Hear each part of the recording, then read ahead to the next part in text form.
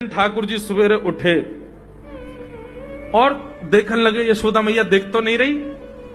और ठाकुर जी चुपचाप गए महाराज जहां पर सारे मक्खन दूध दही रखे, वहां पहुंच गए गौरस भंडार में।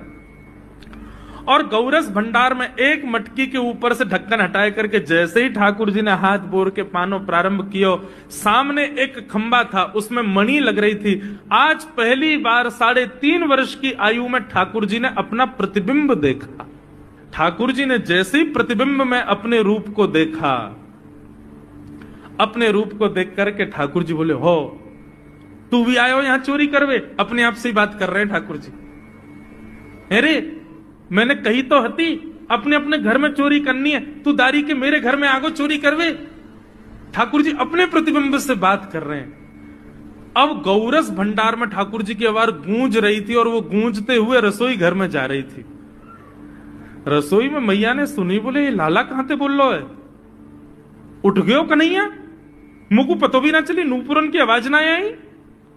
मैया दौड़ करके गई तो देखा ढूंढते ढूंढते गौरस भंडार में ठाकुर जी अपने प्रतिबिंब से बात कर रहे हैं। कितनी सुंदर झांकी है ठाकुर जी की। ठाकुर जी मक्खन पा रहे हैं। बोले अच्छा अब आ तो गयो है यहां पे, लेकिन सुन चुपचाप चोरी करके भाग जाइयो, मेरी मैया बहुत मारेगी तोकू। बाकू यदि पतो चल गई तू चोरी कर रहा है तो को उखलते बांध देगी, मेरी मैया बहुत मारेगी। चुपचाप चोरी कर और निकल ले यहां से।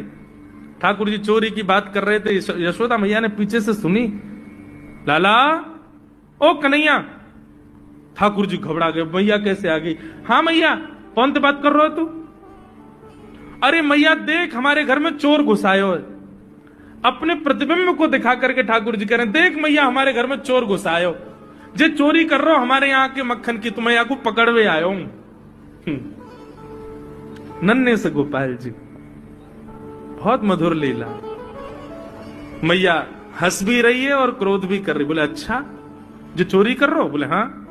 चल याकू तो मैं पकड़ लूंगी, लेकिन जे बता तेरे हाथ में मक्खन कैसे लगो? तू तो याकू पकड़वे आयो ना। अब मैया या की मैं कहा बताऊं, तेने मेरे हाथ में पद्म राग के ऐसे ऐसे बढ़िया कंगन पहना रखे हैं, कड़ूला पहना रखे हैं सोने के। जब मैं धूप में निकलूं ना तो धूप की किरण से मुंह को बहुत जलन है जाए हाथ में।